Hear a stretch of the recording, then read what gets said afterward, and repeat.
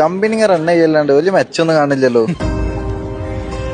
മെച്ചം ഇപ്പൊ ഈ പറഞ്ഞ ഈ മെച്ചം ഉണ്ടല്ലോ, അതായത് ഈ അത്യാവശ്യം ലക്ഷറിയിൽ നടക്കുക, അല്ലെങ്കിൽ ഒരു കാർ, അല്ലെങ്കിൽ റേഞ്ച് റോവർ, റോൾസ് റോയ്സ്, ബെൻസുകളുടെ ഈ പറയുന്ന മെച്ചത്തിനപ്പുറത്തേക്ക് ഒരു ബിസിനസ് ഓണർ എന്ന് പറഞ്ഞ ഒരു ആൾക്ക് ഉണ്ടാകുന്ന റെസ്പോൺസിബിലിറ്റീസ് ഉണ്ട്.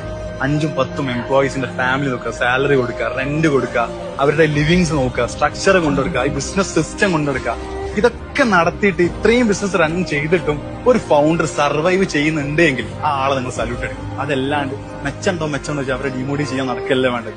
ബാക്കിയുള്ള ഒരു നോർമൽ ലൈഫ് ജീവിക്കുമ്പോൾ രാവിലെ തൊട്ട് വൈകുന്നേരം വരെ പ്രോബ്ലംസ് എങ്ങനെ സോൾവ് ചെയ്യാൻ ആലോചിച്ചാക്കുന്ന ഒരാളാണ് ബിസിനസ് ഫൗണ്ടർ. ആക്കില്ലാത്ത മെന്റൽ പ്രഷർ ഇല്ല, ആക്കില്ലാത്ത ഫിസിക്കൽ പ്രഷർ ഇല്ല. ഒരു കമ്പനി തുടങ്ങിയിട്ട് അത് ക്വിറ്റ് ചെയ്യാണ്ട് മുറുകെ പിടിച്ച് ഹോൾഡ് ചെയ്ത് ബാക്കിയുള്ളവരുടെ മുന്നിൽ തല ഉയർത്തി നടക്കേണ്ടി വരും. സോ ഈ നടക്കുന്ന സമയത്ത് നിങ്ങളുടെ ഈ മെച്ചം അളക്കുന്ന സ്കെയിൽ ഒന്ന് മാറ്റി പിടിക്കുക. ഒരിക്കലും ആളുടെ ലൈഫ് സ്റ്റൈലിലോ ആളുടെ കാറോ അല്ലെങ്കിൽ ആളുടെ വീടോ അല്ല.